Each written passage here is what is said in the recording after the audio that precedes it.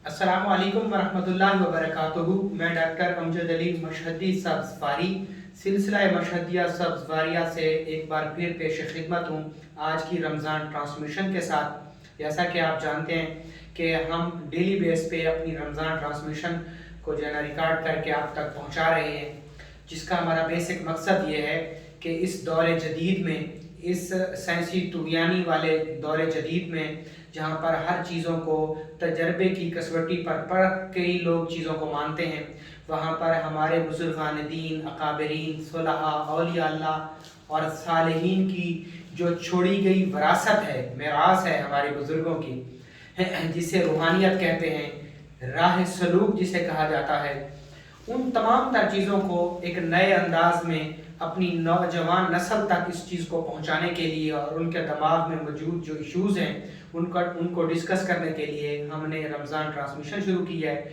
उसी सिलसिले की एक आज और वीडियो को लिए आपकी खिदमत में हाजिर हैं।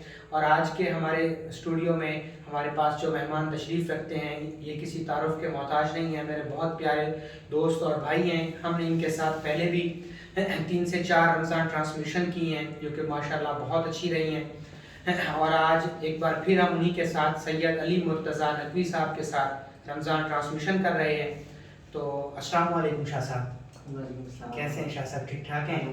आपका अल्हम्दुलिल्लाह जी, आपकी दुआएं, अल्लाह पाक का करम, आपका बहुत शुक्रिया, आपने टाइम निकाला और आपके तवस्सुल से इंशाअल्लाह अज़ीज़ हम कुछ और चीज़ों को डिस्कस कर लेंगे जी इंशाअल्लाह। जी बिल्कुल, मैं आज कुछ नए सवालात के साथ आपके पास हाजिर हुआ हूँ जी मोस्ट ताकि उनके अंदर जो कन्फ्यूजन है हमें भी और बाकियों को भी वो दूर हो सके। ठीक हो गया सर जी, यकीन के मुतालिक आज मैंने एक टॉपिक चूज़ किया है आप सवालात के लिए, ठीक हो गया तो सर, उसके ऊपर मैं आज आप सवालात करूँगा। ठीक हो गया सर। तो मेरा पहला सवाल आपसे ये है कि यकीन क्या है? देखें शाह साहब, माशाल्लाह आपका ये बहुत अच्छा सवाल है। और चूंकि हम राह सलूक और रूहानियत को डिस्कस कर रहे हैं, तो लाजमी तौर पे ये चीज़ बहुत इफ़ेक्ट करती है और हमारी रूहानियत की जो पूरी की पूरी ये जो इमारत है ना, वो है ही सिर्फ यकीन के ऊपर। तो ये रमज़ान ट्रांसमिशन और राह सलूक के साथ बहुत बड़ी नाइंसाफ़ी होगी, मैं समझता हूँ, कि अगर हम अपनी रमज़ान ट्रांसमिशन के अंदर यकीन को डिस्कस ना करें। बाकी रहा सवाल आपका, पहला सवाल कि यकीन क्या है। देखें, जो यकीन की जो डेफिनेशन है बेसिक, वो ये है कि वो चीज़ जो हम अपने तजर्बे पर किसी चीज़ को परखें, यानी हम उसके मुख्तलिफ एक्सपेरिमेंट करें, उनके मुख्तलिफ उसको तजर्बात से गुजारें, उसकी जांच पड़ताल करने के बाद हम किसी नतीजे पर पहुँचें और फिर उस नतीजे पर हमारा बातिन उस पर मुतमईन हो जाए, हम फुली कॉन्फिडेंस हो जाएं कि ये चीज़ वाकया इसके अंदर ये क्वालिटीज़ हैं या ये क्वालिटीज़ नहीं हैं। यानी तजर्बात की बुनियाद पर परखी गई चीज़ों से जो अंदर की एक कैफियत बनती है, उसे यकीन कहते हैं। मिसाल के तौर पे, जैसे आपके सामने नमक रखा गया या आपके सामने, मेरे सामने कोई खाने पीने की चीज़ रखी जाती है, तो हम आम तौर पे जब तक उसे खाते नहीं हैं, चखते नहीं हैं, तो हमें यकीन नहीं होता कि ये चीज़ मीठी है या कड़वी है। बिल्कुल। जब हम उसे थोड़ा बहुत खा लेते हैं, वो हमारे तजर्बे से गुजर जाती है, तो फिर हम बताते हैं कि ये चीज़ मीठी है या कड़वी है, उसका जायका कैसे है। यानी वो चीज़ें जो हम अपने तजर्बात पर से परख लेते हैं और फिर उस पर, उसके नताइज पर फुली कॉन्फिडेंस हो जाते हैं, तो उससे हमारे अंदर एक इत्मीनान की कुव्वत पैदा होती है, एक कैफियत बनती है, जिसको यकीन कहते हैं।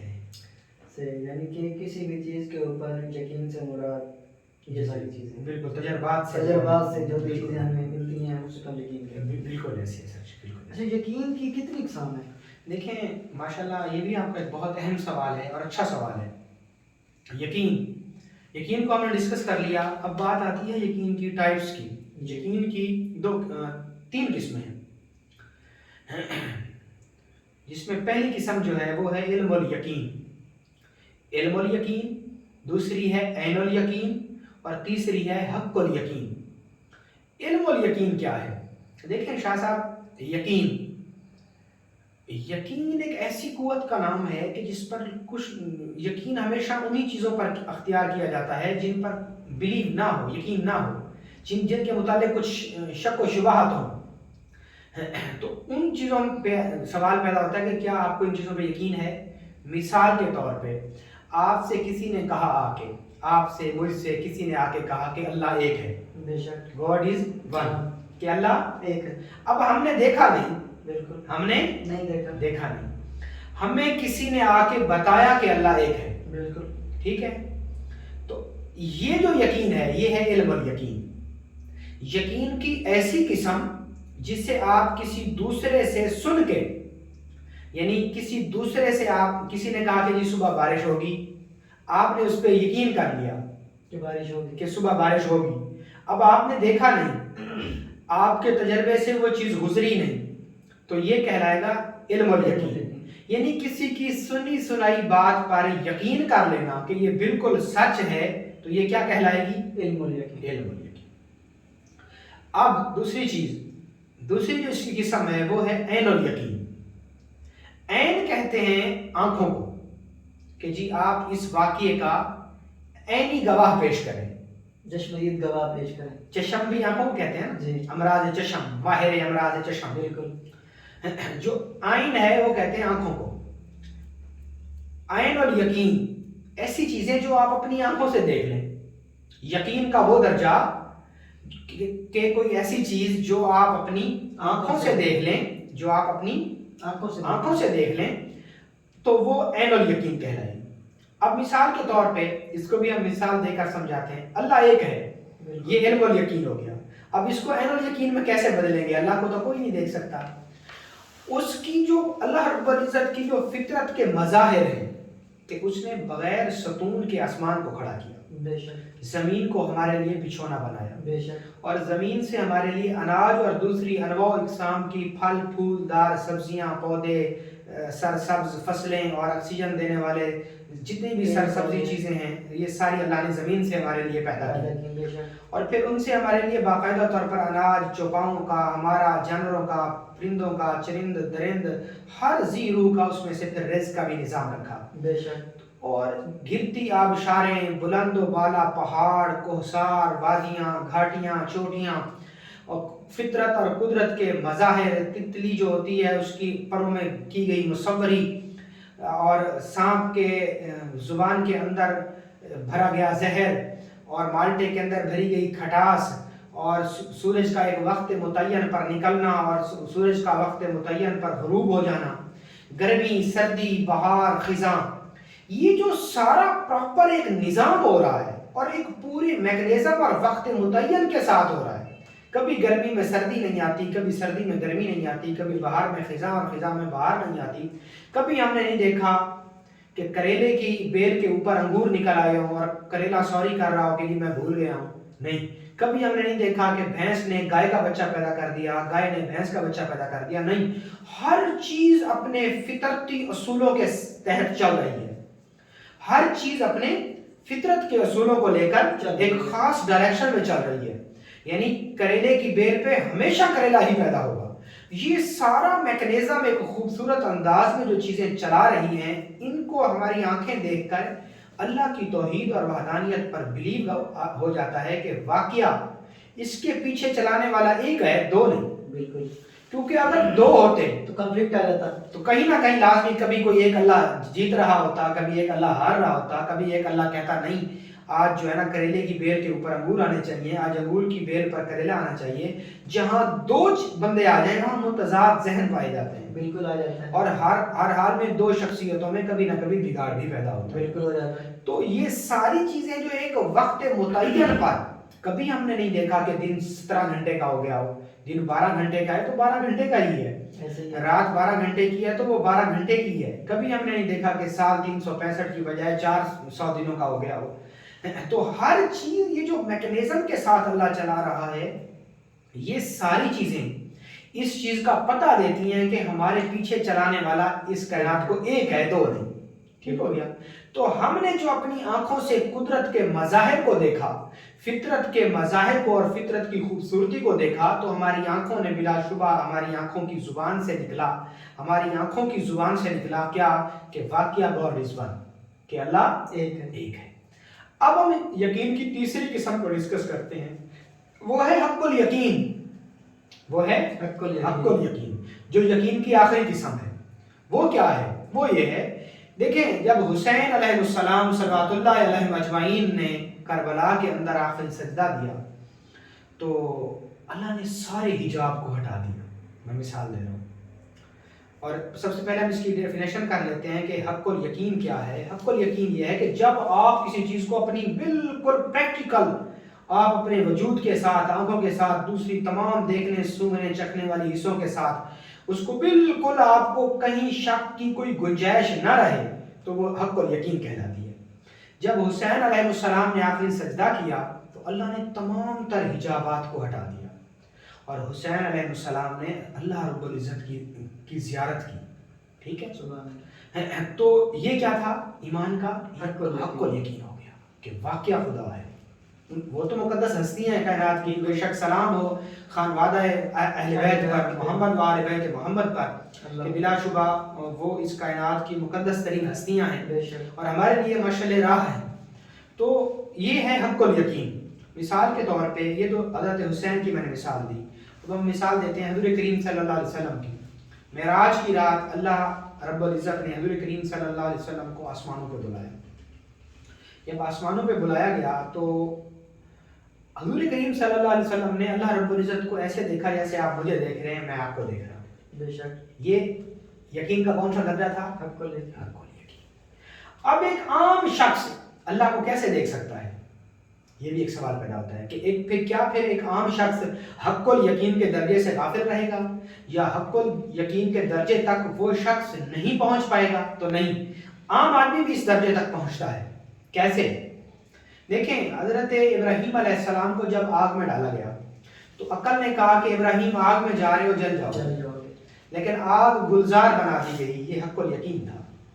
حضرت ابراہیم علیہ السلام سے فرمایا گیا کہ کوئی پیاری چیز میری راہ میں ذبح کرو، پھر جب اسماعیل کو چھری کے نیچے بچایا گیا، یہ حق الیقین تھا۔ ٹھیک ہے، جیسے یوسف کو جب کنویں میں بچایا گیا وہ حق الیقین تھا کہ کوئی ہے جس نے میرے اوپر اپنی حفاظت کے نظام معمول متعین کر رکھے ہیں۔ جیسے ہمارے آقا و مولا حضرت محمد مصطفیٰ احمد مصطفیٰ صلی اللہ تعالی علیہ وآلہ وسلم کو کفار مکہ نے معاذ اللہ ثم معاذ اللہ شہید کرنا، قتل کرنے کا ارادہ فرمایا، تو دیکھیں پھر اللہ نے کیسے اپنے حبیب کی حفاظت فرمائی۔ بے شک، تو یہ ساری چیزیں حق الیقین پہ ہیں۔ اور عام آدمی جب کسی مرشد کامل کے ہاں بیعت ہوتا ہے تو مرشد کامل اسے 5 قسم کے فناؤں سے گزارتے ہیں، 5 قسم کے فناؤں سے گزارتے ہیں۔ اس میں پہلا فنا فی الدنیا، وہ تو ہر شخص ہے۔ پھر دوسرا فنا فی الشیخ، پھر فنا فی الشیخ سے فنانی الرسول، پھر فنانی الرسول سے فنا فی اللہ، ٹھیک ہے، اور پھر ہے فنا فی الآخر۔ 5 قسم کے فنا ہیں۔ جب کوئی شخص مرشد کی ذات میں، شیخ کامل کی ذات میں خود کو فنا کر لیتا ہے تو پھر کیا ہوتا ہے کہ فنا ہونے کا مطلب یہ ہے کہ اپنی ذات کے تمام تر عکس کو ختم کر دینا اور کسی اور کا رنگ اپنے اوپر اختیار کر لینا۔ اس کو شاعر نے کچھ یوں الفاظ میں بیان کیا، دیکھ لے شکل میری کس کا آئینہ ہوں میں، یار کی ہی شکل ہوں اور یار ہی میں فنا ہوں میں۔ تو حضور کریم جب کوئی شخص اپنے مرشد کامل کے ہاں بیعت ہوتا ہے اور مقام فنا تک پہنچتا ہے، پھر اس کے اندر ایک روح ہے جسے روح انا کہتے ہیں، جو یہاں ہمارے سر میں پائی جاتی ہے، ہمارے سر میں پائی جاتی ہے۔ وہ روح جب جاگتی ہے تو انسان پھر روح زمین پہ بیٹھا ہوا رب کا دیدار کرتا ہے اس روح سے۔ یہ ہے حق الیقین کا درجہ کہ کسی بھی چیز کو اس مقام تک پرکھ لینا کہ وہاں پر شک و شبہات اور گنجائش کی کوئی جگہ نہ رہے، یہ حق الیقین ہے۔ ہم نے پڑھا علم الیقین، میں نے آپ کو بتایا کہ یہ وظیفہ آپ کریں، آپ کو اس سے فائدہ ہوگا، یہ علم الیقین ہے، صرف آپ نے سنا اور یقین کر لیا۔ نمبر 2 پہ آپ نے اس کو تجربے میں لیا اور کچھ چیزیں آپ کو شواہد پہ ملی کہ واقعی اس میں کوئی انرجی ہے، کوئی حرکت ہے اس میں، تو یہ عین الیقین کہلاتا ہے۔ اب جب 100% آپ کو مسئلہ قرآنی آیات سے، اللہ کے کلام سے وہ حل ہو گیا، یہ حق الیقین ہے۔ یہ ہے یقین کے 3 درجے۔ سبحان اللہ۔ اچھا ماشاءاللہ۔ اچھا امجد بھائی، ہم شروع سے روحانیت پہ بات کرتے آ رہے ہیں، اور ہمارا اس چینل کا اور سب کا ہمارا بیسک ٹاپک ہی ایک روحانیت کے اوپر ہے. بالکل روحانیت کے اوپر ہم نے بہت سارے سوالات جوابات دے دیے. اچھا اس یقین کا روحانیت میں کوئی کردار ہے یا کوئی اہمیت؟ بالکل سر جی، روحانیت ساری ہے یقین کے اوپر. دیکھیں بیسیکلی مسئلہ یہ ہے کہ روحانیت ایک ایسی دنیا کا نام ہے. آج سوشل میڈیا اور بہت ساری جگہوں پر یہ سوال اٹھایا جاتا ہے کہ آپ کے پاس ایسا کیا ہے، آپ کے پاس ایسا کیا ہے، کیا آپ کیا کر سکتے ہیں، دکھائیں ہمیں. روحانیت ضروری نہیں ہے کہ ہم دنیا میں ہر اس چیز کو مانیں جو نظر آتی ہو. ہم بہت ساری ایسی چیزوں کو بھی مانتے ہیں جو اپنا وجود نہیں رکھتی لیکن ہماری زندگی میں وہ انٹرفیئر کرتی ہیں. ٹھیک ہے، ان میں سے ایک چیز ہے روحانیت. اب چونکہ روحانیت کا کوئی وجود تو ہے ہی نہیں، تو لازمی طور پہ جس چیز کا وجود نہ ہو اس پہ کچھ شک و شبہات پیدا ہو جاتے ہیں. بالکل. تو وہ تو پوری کی پوری اس کی جو بلڈنگ ہے وہ روحانیت کے اوپر ہی کھڑی، یقین کے اوپر ہی کھڑی ہے. اور روحانیت میں یقین کی بہت اہمیت ہے. حضرت بایزید بستامی رحمۃ اللہ تعالیٰ علیہ فرماتے ہیں کہ جو یقین ہے وہ روحانیت کے اندر، جو یقین ہے وہ روحانیت کے اندر، جس شخص کو یقین پیدا ہو گیا، خواہ وہ شیخ کامل پر، خواہ وہ ورد اور وظائف کی دنیا پر، خواہ وہ لطائفات کی دنیا پر، یا روحانیت کی کسی سیڑھی، کسی شاخ پر کسی شخص کو اگر یقین کامل پیدا ہو گیا، کیونکہ کچھ لوگ یقین کی 3 نہیں 5 قسمیں بتاتے ہیں، یقین ناقص، یقین کامل، یہ 2 قسمیں بھی وہ کہتے ہیں کہ یہ بھی یقین کی ہی قسمیں ہیں. لیکن جو زیادہ عاملین کاملین ہیں وہ کہتے ہیں یقین کی جو بڑی صحت مند قسمیں ہیں وہ صرف 3 ہیں. اچھا، اگر کوئی شخص یقین کامل روحانیت میں پیدا کر لیتا ہے تو اس کی روحانیت یقین سے ہی ہے. بایزید بستامی رحمۃ اللہ تعالی علیہ فرماتے ہیں کہ روحانیت کے تمام مرتبے یقین سے ہی طے کیے جاتے ہیں. کیونکہ میں نے آپ کو بتایا روحانیت چیز ہی ایسی ہے جس کو ہم دکھا نہیں سکتے ہی نہیں ہیں. تو جو چیز نظر نہیں آتی اس کے وجود کے اوپر بہت ساری باتیں ہوتی ہیں، بہت ساری چیزیں پیدا ہوتی ہیں. اب میں آپ کو یہاں پہ بات بتاتا ہوں کہ ایک مولوی صاحب تھے، محلے کی مسجد تھی، تو مولوی صاحب وہاں پہ تقریر کرتے تھے کہ کوئی شخص اگر بسم اللہ پڑھ کے دریا کو پار کرے گا تو لازمی طور پر وہ دریا بغیر کشتی کے دریا راستہ دے دے گا، پار کر جائے گا. بالکل. اچھا جی، ایک عام سا ناقص العلم، میری طرح ناقص العقل آدمی، دیہاتی آدمی بیٹھا تھا. اس نے بڑا فوکس ہو کے اس بات کو سنا اور اپنے دماغ میں بٹھا دیا کہ بسم اللہ جی، واہ، بسم اللہ کی تو بڑی برکتیں ہیں. تو اس نے اس کو اپنے یقین کی قوت کے ساتھ، اپنے یقین کی قوت کے ساتھ وہ گیا شام کو اور دریا پار کر گیا. بسم اللہ پڑھا اور اس نے دریا کے اندر آہستہ آہستہ سفر کرتے وہ دریا کراس کر گیا. اب اس کا پہلے تو علم الیقین تھا، پھر عین الیقین ہو گیا اور پھر حق الیقین میں بدل گیا. اس کا یقین ہو گیا. اب اس نے کشتی والے کو پیسے دینے چھوڑ دیے، وہ خود آتا اور بسم اللہ پڑھ کے دریا کے اندر سے گزر کے چلا جاتا. اس کے اندر ایک کانفیڈینس پیدا ہو گیا. ایک دن مولوی صاحب کھڑے، وہی مولوی صاحب کشتی کے انتظار میں کھڑے تھے. اس نے کہا مولوی صاحب یہ تو کوئی بات نہ ہوئی، میں تو آپ کے کہنے پہ پورا دریا گزر جاتا ہوں، پار کر لیتا ہوں، اور آپ کشتی کے انتظار میں کھڑے ہیں. اس نے کہا وہ کیسے؟ تو وہ مولوی صاحب کے سامنے دریا سے گزر کے چلا گیا. اب جو چلا گیا تو مولوی صاحب کہتے ہیں بھائی میں نے تو یہ صرف تقریری بات کی تھی، میرا اس کے اوپر یقین نہیں ہے. تو دیکھیں یقین ایک ایسی قوت ہے.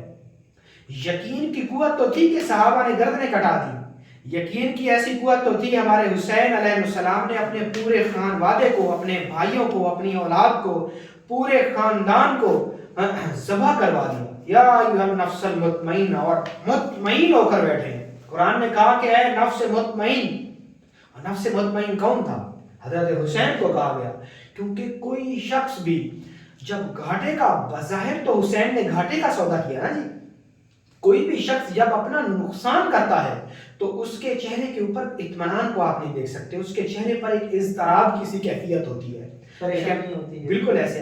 لیکن قربان جاؤں سلام ہو حسین اور حسین کی آل پر کہ حسین علیہ السلام نے مطمئن ہو کے دکھایا کہ مجھے یہ مطمئن کیا، یعنی کہ اللہ، جناب زینب سلام اللہ علیہ صلوات اللہ علیہ سے فرمایا کہ میری بہن زینب، اللہ ہمیں ضائع نہیں کرے گا.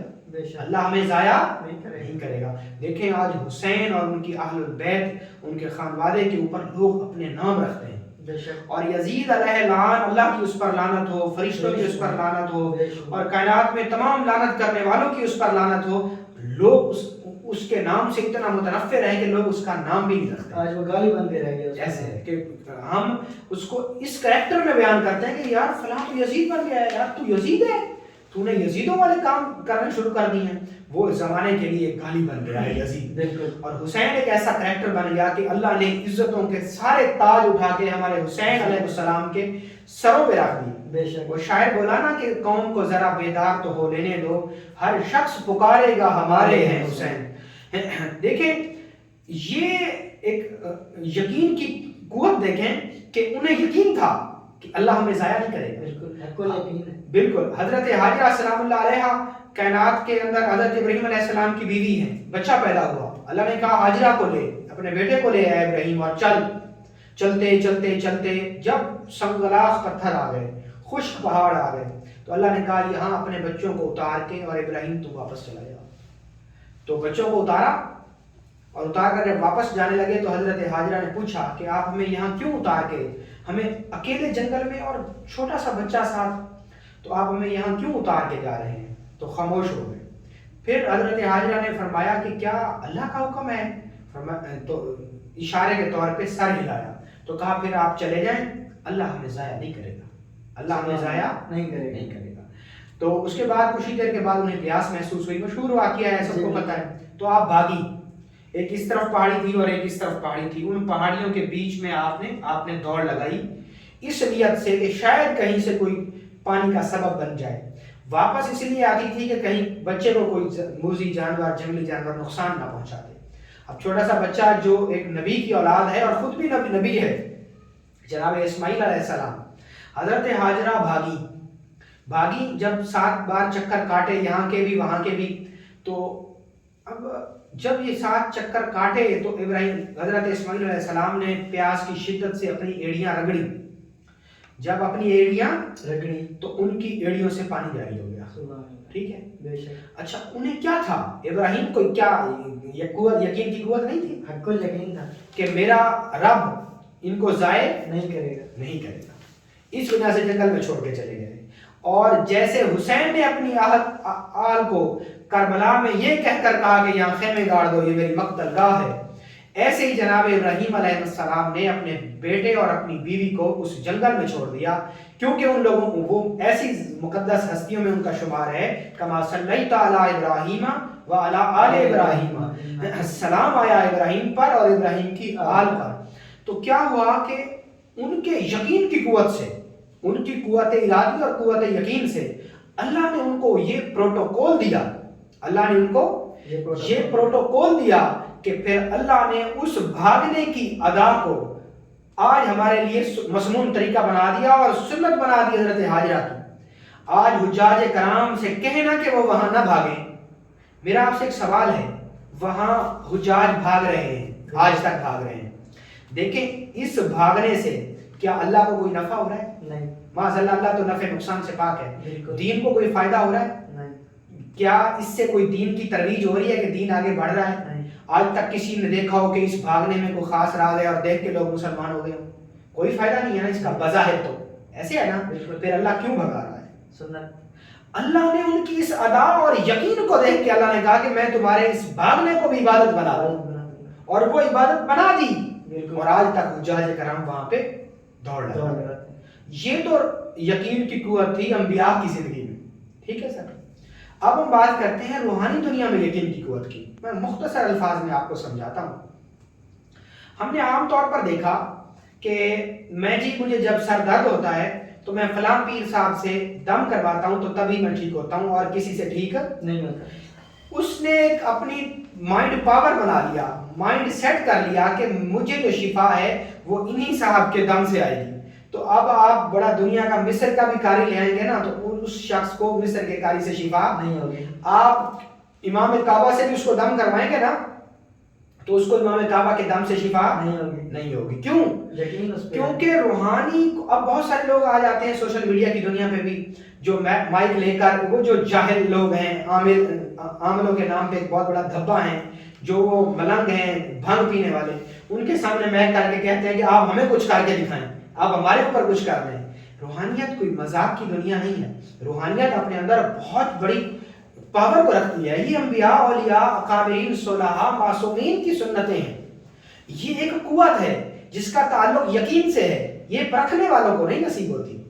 اگر حضرت ہاجرہ اس یقین کے ساتھ بھاگتی کہ پتہ نہیں کچھ ہونا ہے یا نہیں ہونا، اگر ابراہیم علیہ السلام اس یقین کے ساتھ اپنے بچوں کو اس وادی میں چھوڑتے کہ پتہ نہیں میرے بچوں کا کیا بنے گا، تو کبھی اللہ ان کے پیروں سے، ان کے بچے کے پاؤں سے پانی کبھی بھی نہ نکالتا۔ انہیں اٹل اور سرل یقین تھا، کبھی ابراہیم کے لیے آگ گلزار نہ بنتی اگر انہیں یقین نہ ہوتا، کیونکہ حسبی حالی و سوالی، میرا حال ہی میرا سوال ہے۔ ابراہیم نے کہا کہ وہ دیکھ نہیں رہا کہ میں کس کی خاطر چل رہا ہوں، وہ مجھے لازمی بچائے گا، اور کیا خبر وہ جلانا چاہتا ہو اور ہم بچانے کی دعائیں کر بیٹھے۔ اگر ہمیں وہ جلانا چاہتا ہے تو ہم جلنا چاہتے ہیں اس کے۔ یہ ہے تسلیم اور رضا کا پہلو۔ حسین نے کیوں نہیں کہا کہ اللہ اسماعیل کی ایڑیوں سے تو نے پانی نکال دیا، میرے جناب علی اصغر کے پاؤں سے بھی تو پانی چاہتا تو نکال سکتا تھا۔ تو آج بھی وہی رب ہے، تو آج بھی اسی قدرت، اسی شان اور شوکت کے ساتھ ہے، انہی قوتوں کے ساتھ ہے، انہی خصوصیات کے ساتھ ہے۔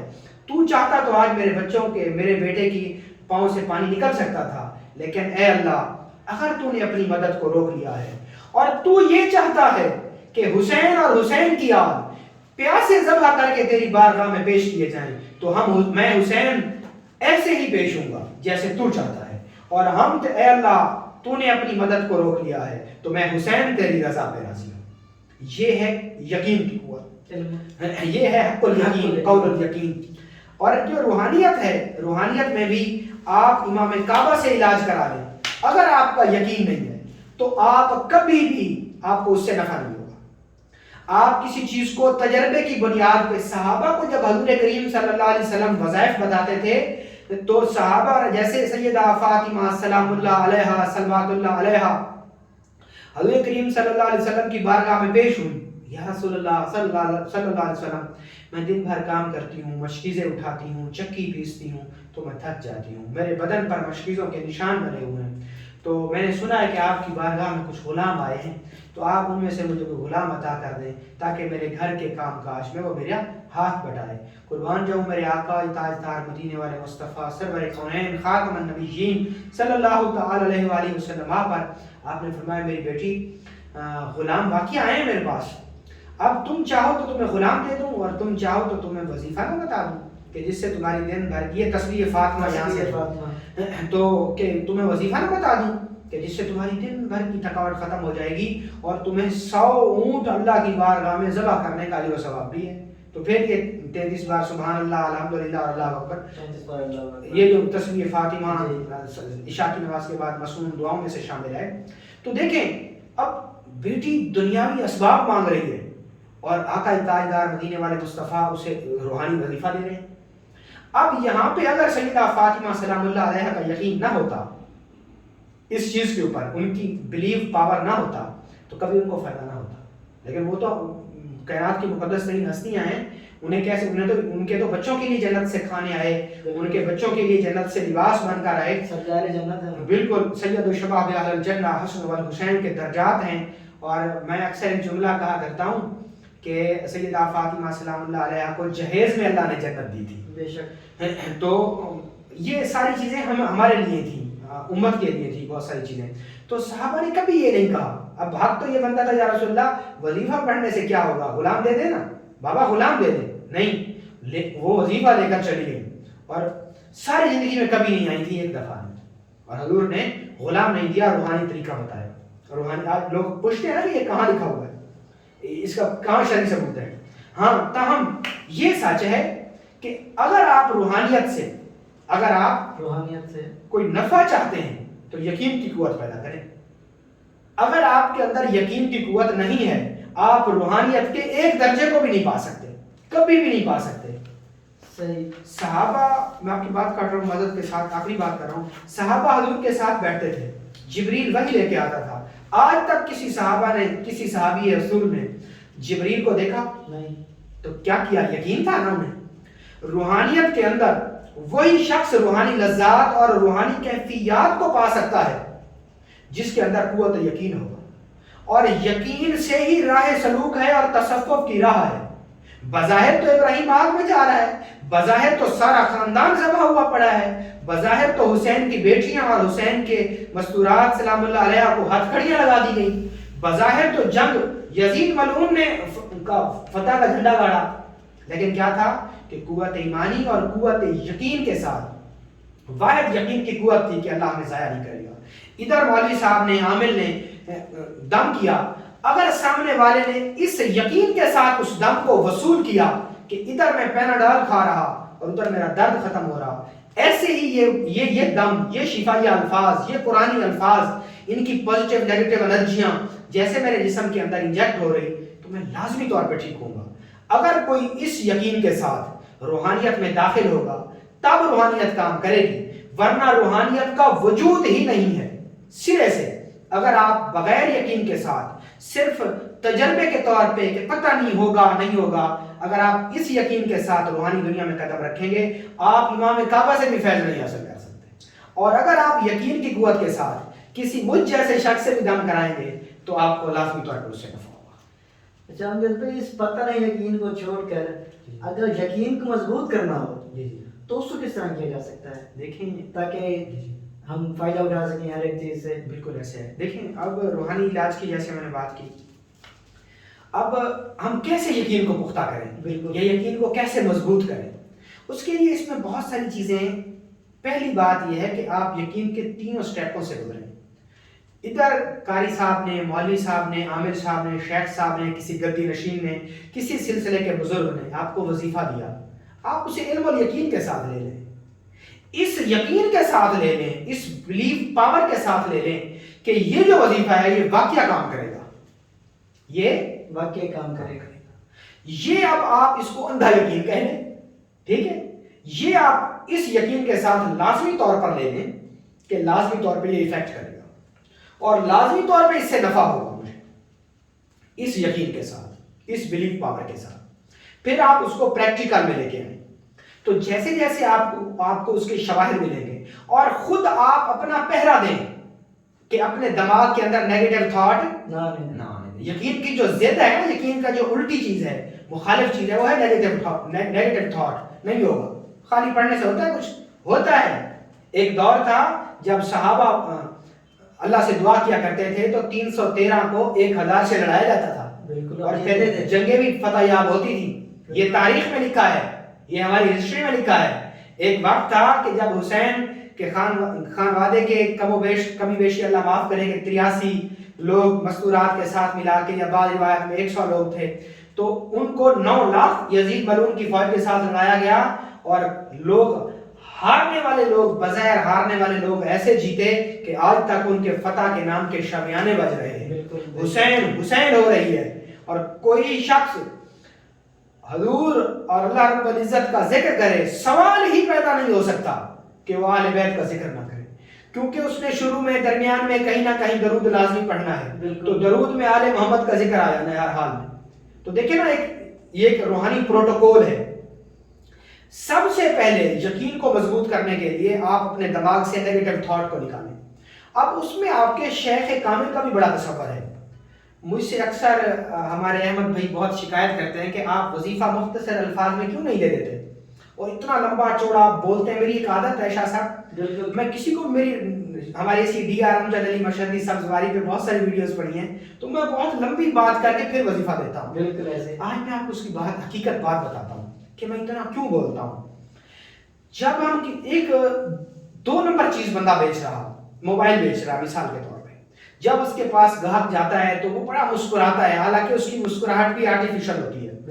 وہ کہتا ہے جی آئیے آئیے، بسم اللہ جی آئیے، پھر وہ کہتا ہے تو ٹھنڈا پیش کریے کہ تتا پیش کریے، حالانکہ سامنے والے کو پتا ہے کہ اس نے یہ پیسے میری جیب سے ہی نکالنے ہیں، اور پھر اس کے بعد وہ اس چیز کی اتنے بے تحاشا فوائد بتاتا ہے، حالانکہ ادھر موبائل پانی میں گیا، بھلے وہ لاکھوں روپے کا بھی ہے، اگر وہ واٹر پروف نہیں ہے تو وہ ختم ہو جائے گا، ادھر گرا وہ موبائل ختم۔ اس کا پینل ٹوٹ جائے گا یا کوئی نہ کوئی اس میں مسئلہ ہو جائے گا، لیکن وہ کبھی اس چیز کے نتائج کو بیان نہیں کرے گا. وہ کہے گا جی اس کے یہ فیچر ہیں، یہ فوائد ہیں، اور یہ فلاں کے پاس بھی ہے، فلاں کے پاس بھی ہے، فلاں مووی میں فلاں اداکار کے پاس بھی ہے، اور ایسے وہ آپ کا ذہن بنائے گا. وہ آپ کو اسی آپ کی بلیو پاور کو بنا رہا ہوتا ہے، وہ آپ کے مائنڈ سیٹ کر رہا ہوتا ہے آپ کا، وہ آپ کا علم الیقین اور حق الیقین پہ لے جانا چاہتا ہوتا ہے.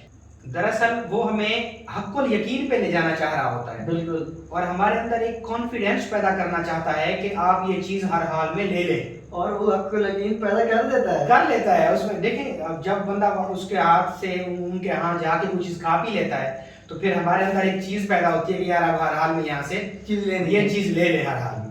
تو یہ اس کا ایک طریقہ ہوتا ہے. تو ہمارے شیخ کامل کا بھی اس میں بڑا ہاتھ ہے. میں جو بات کر رہا تھا کہ میں اتنا زیادہ بول کے سارا اس کا سیاق و سباق، اس کا پورا ایٹماسفیئر بنا کے پھر وظیفہ دیتا ہوں، تو اس کی وجہ یہی ہے کہ سامنے کرنے والے کے اندر آپ کی باتوں سے یقین پیدا ہونا چاہیے. بالکل. ایک چیز. دوسری چیز یہ ہے کہ کوئی چیز، میں نے آپ کو سورہ قریش کا وظیفہ دیا تھا، بالکل. اگر وہ میں خود کرتا ہوں تو آپ کے اندر بھی وہ چیز اثر کرے گی. آپ کو میرے الفاظ کے وزن سے فیل ہوگا کہ واقعہ جو چیز بھائی بتا رہے ہیں واقعہ اس میں کوئی اثر ہے، اور ہوا ہے. اور بالکل ایسے ہے. اور دوسری بات یہ ہے کہ اگر ہم کوئی چیز اپنے خود کرتے ہیں تو پھر ہم جب دوسرے شخص کو بتاتے ہیں تو اس سے پھر آسان انداز میں بتاتے ہیں، اور ہمارے بتانے کا سٹائل ہی جو ہے نا یقین کی قوت دکھا رہا ہوتا ہے. حق الیقین والی بات آ جاتی ہے. بالکل، کہ بتانے والا اس آسان انداز میں چیز کا تعارف پیش کرے کہ سننے والے کو سن کے ہی علم الیقین کے درجے پر وہ پہنچ جائے. پھر جب وہ تھوڑے سے یقین کے ساتھ اس کو سٹارٹ کرتا ہے، پھر خود بخود جیسے اس کے شواہد تجربات ہوتے ہیں، پھر وہ عین الیقین اور حق الیقین تک پہنچتا ہے. بالکل. یہ تھا ہمارا روحانیت کے اندر جو ہے نا یقین کی اہمیت کے متعلق میں نے آپ کو بتانا تھا.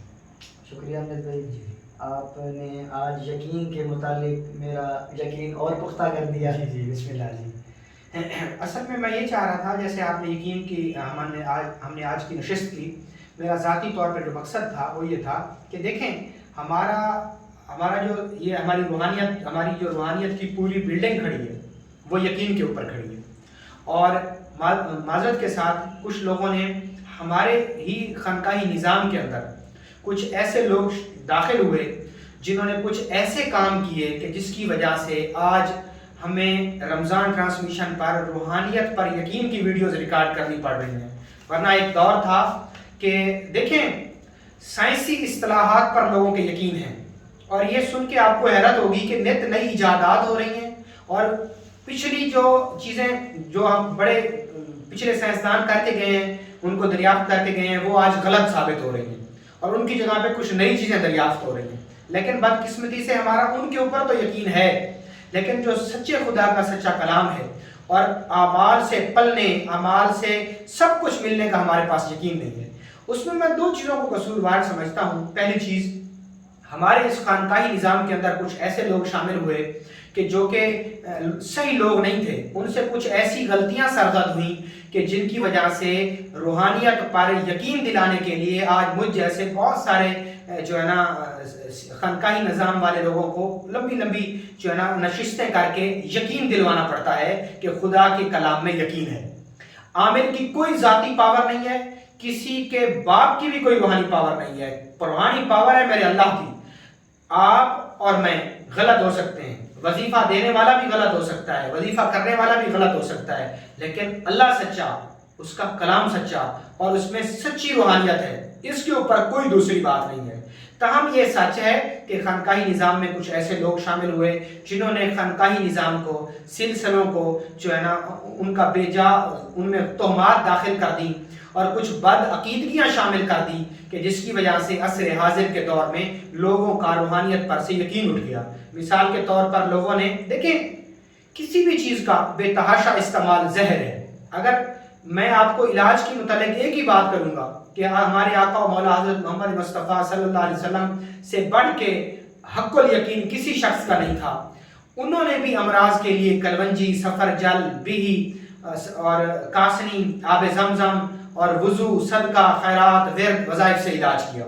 اس میں روحانی علاج بھی شامل ہے اور طب نبوی سے جڑی بوٹیوں اور ہربل کا علاج بھی شامل ہے. تو ہمارے یہاں کچھ جاہل لوگ ایسے شامل ہو گئے ہیں کہ جو کہ صرف اور صرف اسی چیز کو کھینچتے ہیں کہ آپ بے تحاشا تعویذ پیتے رہیں، وہ لوگ بھی غلط ہیں۔ اور کچھ ایسے لوگ شامل ہو گئے ہیں کہ جو سرے سے روحانیت کا کے وجود کا ہی انکار کر دیتے ہیں، وہ لوگ بھی غلط ہیں۔ کسی بھی چیز کی جو بے تحاشا استعمال ہے وہ باعث نقصان ہے۔ ہر چیز کی ایک خاص حد تک، ایک خاص قوت تک جو ہے نا اس کو یوز کرنا چاہیے۔ اسلام میں ربانیت ہے ہی نہیں۔ صحابہ نے مسلسل روزے رکھنے شروع کر دیے اور کہا کہ ہم نکاح بھی نہیں کریں گے، تو حضور کریم صلی اللہ علیہ وسلم نے ان کی سرزنش کی، ان کو ڈانٹا کہ تم کیوں نہیں شادیاں کرتے، تم شادیاں بھی کرو۔ ربنا آتینا فی الدنیا، پہلے دنیا کی بات کی حضور کریم صلی اللہ علیہ وسلم نے۔ تو ہمارا دین اعتدال پسند ہے، اعتدال کے ساتھ چلتا ہے، کہ یعنی جیسے فرمایا کھاؤ اور پیو مگر اعتدال سے نہ بڑھنا۔ ایسے روحانیت بھی ہے کہ بے تحاشا اس کا استعمال مضر صحت ہے۔